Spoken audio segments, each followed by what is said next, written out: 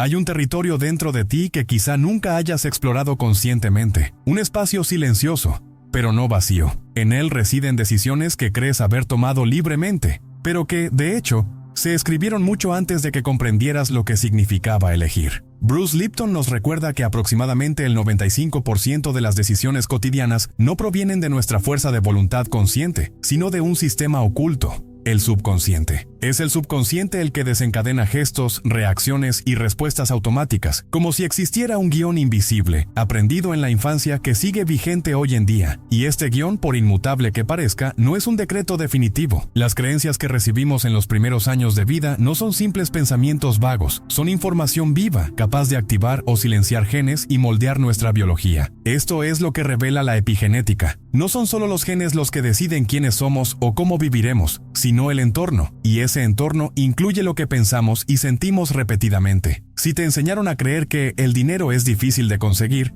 el amor duele, o no tiene sentido intentarlo, estas frases pueden haberse convertido en códigos bioquímicos que rigen tu experiencia, incluso cuando deseas lo contrario. Joe Dispenza describe este fenómeno como una adicción emocional. Cuando el cerebro y el cuerpo se acostumbran a un patrón de sentimientos, empiezan a buscarlo como quien busca una dosis de algo familiar, aunque sea doloroso. Es como si cada célula esperara con ansias la antigua emoción de miedo, culpa o frustración, porque así aprendió a existir.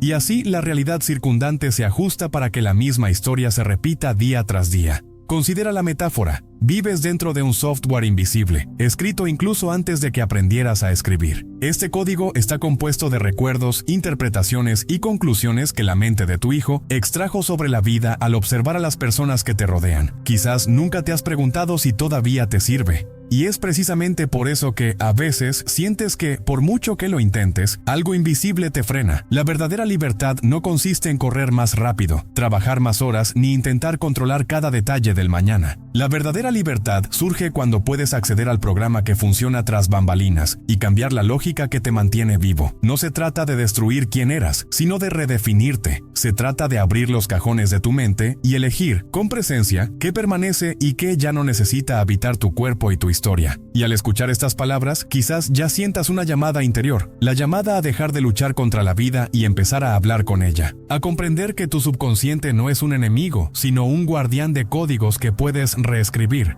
No con fuerza bruta, sino con conciencia, emoción y repetición intencional. Este es el camino que recorreremos juntos de ahora en adelante. Porque el código que gobierna tu vida no es un destino fijo, es un manuscrito vivo, y la pluma está y siempre ha estado en tus manos. Hay barreras que no podemos tocar con las manos, pero que, sin embargo, limitan cada paso que damos. Estas barreras están hechas de ideas, interpretaciones y conclusiones que absorbimos de niños, una época en la que la mente era como tierra fértil, recibiendo cada palabra, cada gesto, cada silencio como verdad absoluta. Estas creencias no son simples pensamientos negativos que aparecen ocasionalmente, son códigos energéticos, patrones de frecuencia que se instalan profundamente y regulan cada célula y cada respuesta emocional. Moldean nuestra percepción del mundo y aún más silenciosamente, moldean cómo el mundo nos responde. Desde pequeños nos vemos influenciados por la educación, la religión y la cultura que nos rodea. No solo aprendemos a hablar, sino también a reconocer qué es aceptable sentir. Aprendemos qué se considera correcto e incorrecto.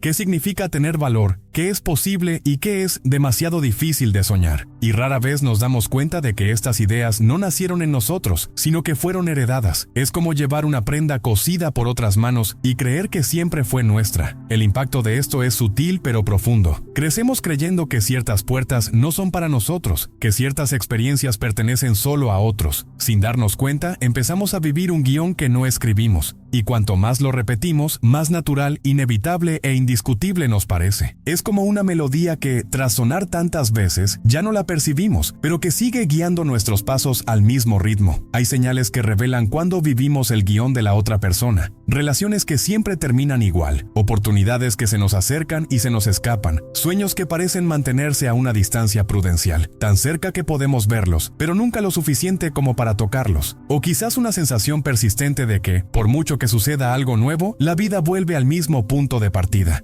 Bruce Lipton nos recuerda que estas creencias heredadas no solo afectan nuestra visión del mundo, sino que también afectan directamente nuestra biología. Pueden inactivar los genes, impedir que se manifiesten capacidades e incluso contribuir a estados crónicos de desequilibrio físico y emocional. Una vez que estas creencias se arraigan, actúan como guardianes invisibles, impidiendo cualquier cambio que parezca amenazar la seguridad de lo ya conocido, incluso si ese conocimiento es doloroso. Cuando percibimos estas barreras invisibles, algo empieza a cambiar, no porque desaparezcan al instante, sino porque empezamos a verlas como lo que son. No son verdades absolutas, sino recuerdos convertidos en reglas. Y cuando reconocemos que son heredadas, nos preguntamos, con calma y curiosidad, si aún tienen sentido para quienes somos hoy. Es en ese momento cuando la libertad empieza a insinuarse. Una libertad que no consiste en gritar contra las barreras, sino en comprender que la clave siempre ha estado en nuestra propia conciencia. El cuerpo es más que materia, es memoria viva. Cada célula almacena registros de experiencias, emociones y pensamientos, como si fuera un diario silencioso que nunca deja de escribir. Y este diario no se limita a registrar lo que sucede en el presente. Revive el pasado, repite patrones y reproduce sensaciones que antes nos eran familiares. Por eso, a menudo, el cuerpo reacciona antes de que la mente consciente se dé cuenta de lo que está sucediendo. Existe un ciclo químico que conecta directamente lo que sentimos con nuestra esencia física. Emociones como el miedo, la ira o la tristeza prolongada liberan sustancias que, repetidas a diario, crean un clima interno constante. Este clima moldea la expresión de los genes, influyendo en todo, desde la producción hormonal hasta la regeneración celular. Con el tiempo, la emoción no es solo algo que sentimos, se convierte en parte de nuestra concepción de ser. Historias reales muestran cómo los cambios profundos de percepción pueden desencadenar transformaciones físicas igualmente profundas. Personas que, al modificar sus creencias y emociones, han experimentado remisión de enfermedades, alivio del dolor crónico o recuperación de energía vital. Estos cambios no fueron casuales, reflejan la capacidad del cuerpo para responder a la nueva información que envía la mente y el campo emocional. Cuando el cerebro deja de enviar señales químicas de estrés constante, el cuerpo entra en un estado donde la sanación es posible. Los estados emocionales crónicos actúan como una programación invisible. El resentimiento prolongado, por ejemplo, puede mantener el sistema inmunitario en alerta constante, consumiendo energía y propiciando enfermedades silenciosas. El miedo constante puede afectar la función cardiovascular. La tristeza persistente puede alterar la química cerebral, interfiriendo en el equilibrio de los neurotransmisores. Estas conexiones demuestran que no existe una separación real entre la mente y el cuerpo. Lo que ocurre en uno se refleja en el otro. Bruce Lipton enfatiza que nuestras células no viven aisladas, responden al entorno en el que se encuentran y este entorno se crea en gran medida por la calidad de nuestros pensamientos y emociones. Así, el cuerpo se convierte en un espejo de la mente,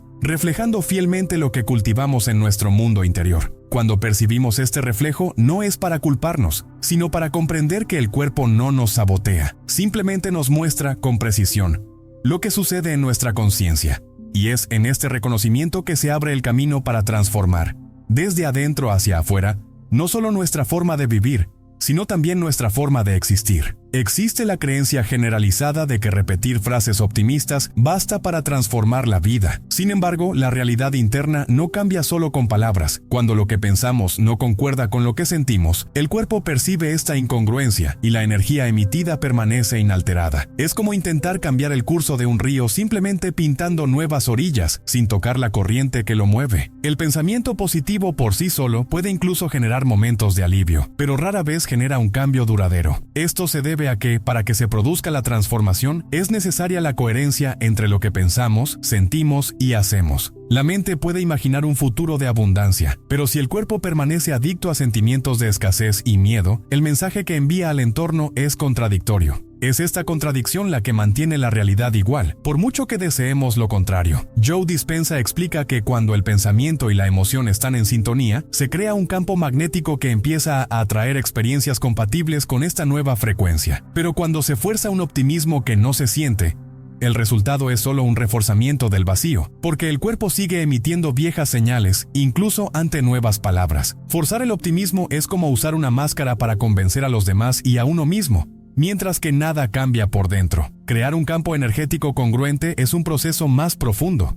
No se trata de combatir emociones difíciles, sino de integrarlas y transformarlas en algo nuevo. Es la diferencia entre tapar una herida y limpiarla para que pueda sanar. Cuando el pensamiento y la emoción están en armonía, cada acción se convierte en una extensión natural de esa coherencia. Y es entonces cuando el cambio deja de ser un esfuerzo y se convierte en un estado del ser. Esta comprensión es fundamental porque revela que no es el poder de las palabras lo que crea la transformación, sino la autenticidad de la frecuencia que llevamos. La vida responde a lo que vibramos, y la verdadera vibración nace de la unión de la mente y el corazón. Cuando se produce esta unión, lo que antes era solo un deseo se convierte en realidad en una construcción silenciosa y constante. El cerebro no es una estructura fija, se remodela constantemente, formando y deshaciendo conexiones, como un mapa viviente que se rediseña según las experiencias e interpretaciones que llevamos dentro. Cada recuerdo, cada emoción, cada pensamiento repetido se convierte en un rastro en este mapa, fortaleciendo las vías neuronales que, con el tiempo, se siguen automáticamente. Pero la neurociencia nos muestra que estas vías pueden modificarse, y la espiritualidad amplía esta comprensión al revelar que la intención es la herramienta más poderosa para esta transformación. Cuando reinterpretamos experiencias emocionales, ocurre algo profundo.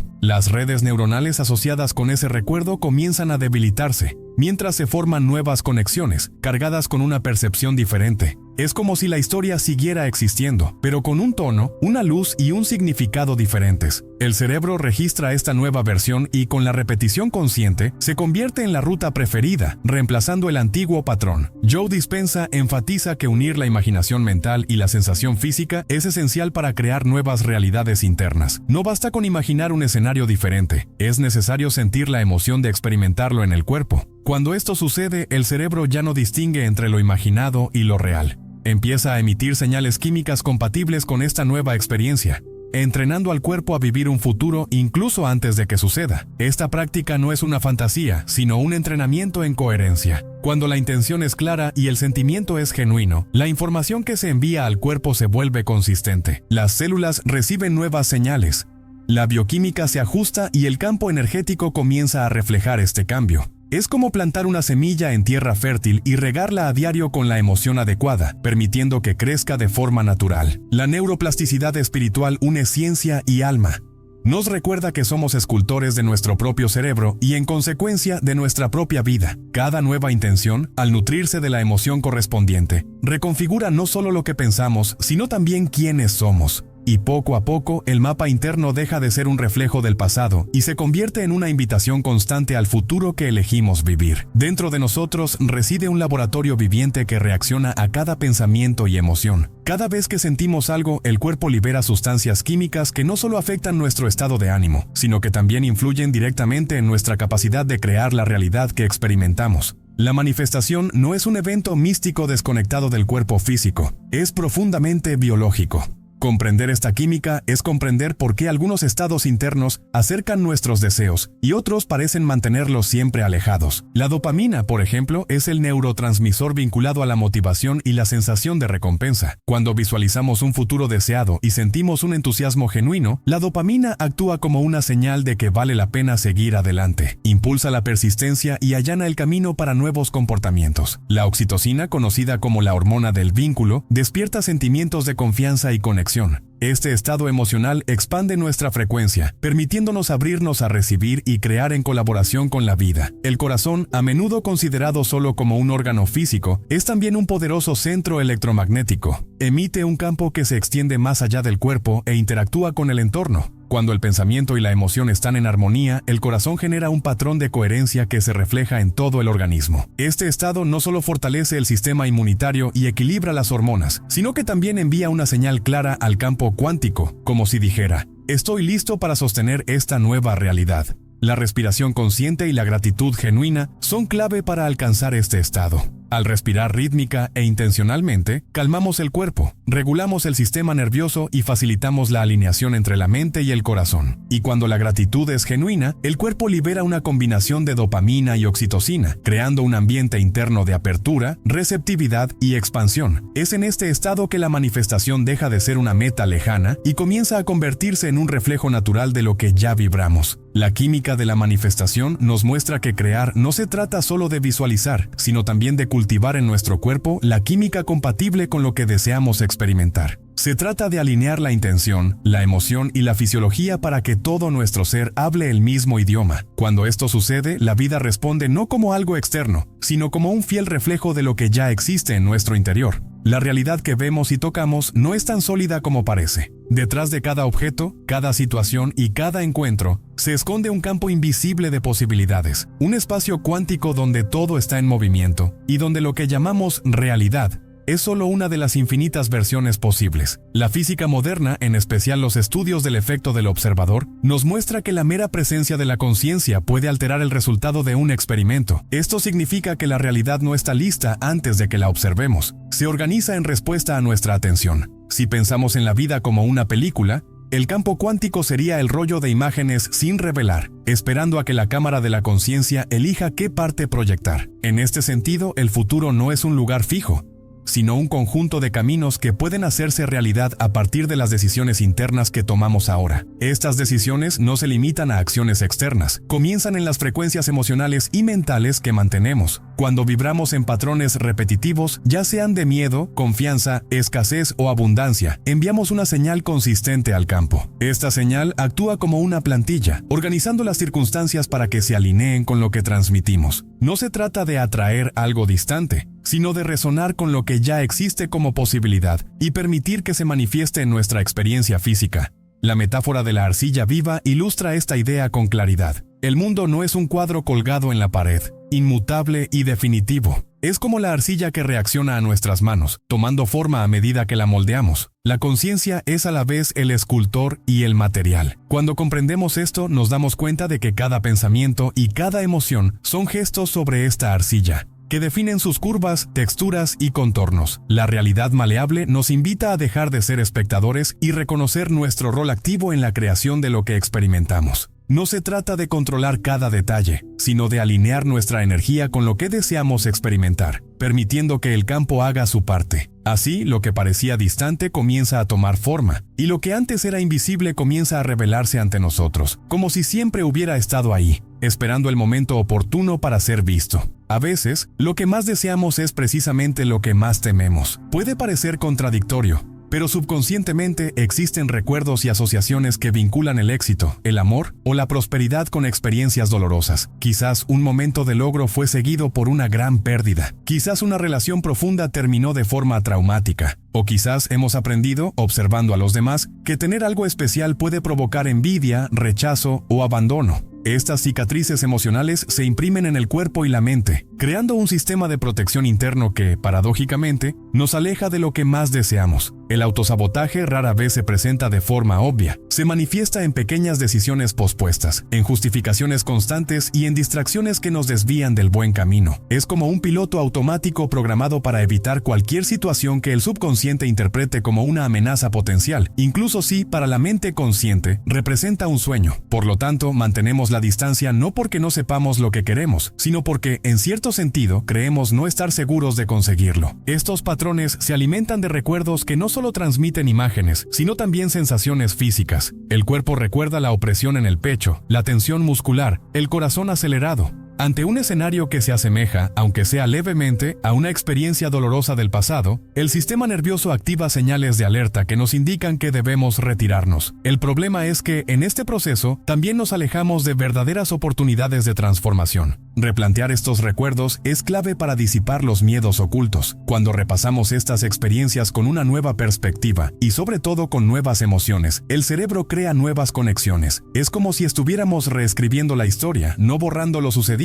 sino alterando cómo vive en nosotros. Este cambio interno reduce la resistencia y nos abre el espacio para alcanzar lo que deseamos sin cargar con el mismo peso del miedo. Reconocer el autosabotaje no significa culparse, significa comprender que detrás de cada bloqueo se esconde un intento de autoprotección. Y cuando comprendemos esto, podemos reemplazar el miedo por confianza, creando un terreno fértil para que nuestros deseos se conviertan en experiencias concretas, libres del peso de viejas amenazas que alguna vez creímos inevitables. Vivimos en una cultura que valora la prisa. Queremos resultados inmediatos, transformaciones rápidas, cambios que se produzcan al ritmo de nuestra ansiedad. Pero la vida, como la naturaleza, no obedece a este ritmo apresurado. Existe un ritmo más profundo, casi imperceptible, que guía los procesos de crecimiento y manifestación. Cuando intentamos forzar este ritmo, generamos resistencia vibratoria, como si empujáramos contra la corriente de un río que ya sabe a dónde debe ir. En el ámbito cuántico, el tiempo no es solo una secuencia lineal de minutos y horas, es también un espacio de maduración interna, donde las intenciones se alinean con los estados emocionales y poco a poco se convierten en experiencias concretas. La aceleración artificial crea tensión y desequilibrio, mientras que el respeto por el propio proceso genera armonía. Aquí es donde entra en juego lo que muchos llaman tiempo divino, el momento en que lo interno y lo externo están en la misma frecuencia, permitiendo que la realidad se manifieste de forma natural y duradera. La naturaleza nos ofrece metáforas perfectas para comprender esto. Ningún árbol florece en invierno, ni ningún fruto madura en el momento de su plantación. Hay un ciclo de enraizamiento, crecimiento, fortalecimiento y solo entonces la cosecha. Intentar apresurar este proceso ignora la sabiduría inscrita en todas las formas de vida. Asimismo, nuestros deseos también necesitan tiempo para integrarse en nuestro campo energético y formar parte de quienes somos antes de manifestarse en el mundo físico. Cuando entendemos el tiempo como un aliado, dejamos de aferrarnos a la expectativa constante y comenzamos a cultivar la confianza. La ansiedad da paso a una presencia serena, observando y participando en el proceso sin intentar controlarlo en todo momento. Esta actitud no es pasividad, sino una forma de coherencia interna. Seguimos actuando, pero al ritmo que sustenta la experiencia deseada, sin la prisa agotadora y sin el miedo a perder el momento oportuno. Sincronizarse con el ritmo del campo es, en esencia, un acto de entrega. Es reconocer que la vida tiene su propia inteligencia y que, cuando nos alineamos con ella, todo llega no cuando lo deseamos, sino cuando estamos listos para recibirlo. Y a menudo, este momento es el preciso en que la transformación ya ha ocurrido en nuestro interior, lo que hace inevitable que también ocurra a nuestro alrededor. Durante mucho tiempo se creyó que éramos prisioneros de nuestros genes, como si el ADN fuera una sentencia inmutable. Bruce Lipton nos muestra que esta visión es limitada. La epigenética revela que, de hecho, somos artistas que moldeamos el lienzo de nuestra propia biología. Nuestras creencias, nuestros estados emocionales y nuestra forma de interpretar la vida son pinceles invisibles que pintan a diario el paisaje de nuestros cuerpos y nuestra experiencia del mundo. Neville Goddard profundiza en esta comprensión al afirmar que la imaginación disciplinada es la clave para imprimir nuevas instrucciones en el subconsciente. Nos recuerda que no basta con soñar libremente. Debemos cultivar una visión interior con intensidad y constancia, hasta que se vuelva tan real en nuestro interior que el mundo exterior no tenga más remedio que reflejar esta nueva historia. Aquí es donde la mente consciente y la subconsciente se unen. La primera establece la intención y la segunda ejecuta el código. Cuando comprendemos esto, nos damos cuenta de que no vivimos simplemente una narrativa escrita por fuerzas externas. Cada pensamiento y cada emoción son palabras y pausas que moldean la trama. La metáfora final nos invita a recordar: no solo estás viviendo una historia, estás escribiendo, editando y publicando cada capítulo, incluso sin darte cuenta. Y la belleza de este proceso reside en que, así como un autor puede reescribir un libro, tú también puedes reescribirte a ti mismo. El despertar del programador a su propia vida no ocurre con un solo gesto, sino con microdecisiones diarias. Son rituales sencillos, repeticiones conscientes, cambios sutiles en nuestra forma de pensar y sentir. Cada pequeña decisión es una línea de código que se suma al proyecto mayor. Y con el tiempo, este conjunto de microtransformaciones crea un nuevo estado de ser. No hay un destino fijo para quienes comprenden el poder de moldear su propia conciencia. Lo que existe es un campo infinito de posibilidades, esperando el momento en que su frecuencia, visión e intención se alineen. Es en ese momento que la vida deja de ser algo que simplemente sucede y se convierte en algo que se crea, capítulo a capítulo, en el ritmo silencioso de su presencia y en la grandeza de su propio despertar.